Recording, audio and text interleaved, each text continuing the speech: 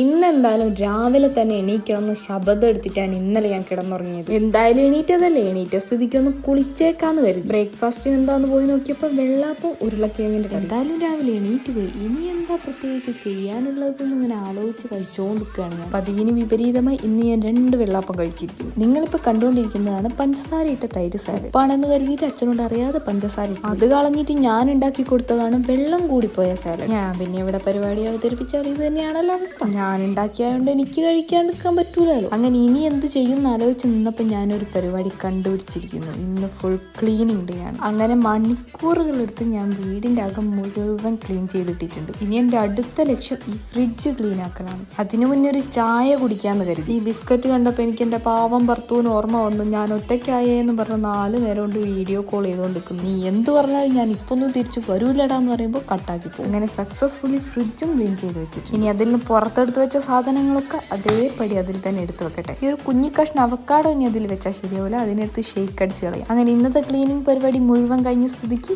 കുട്ടിക്ക് വിശ്രമം.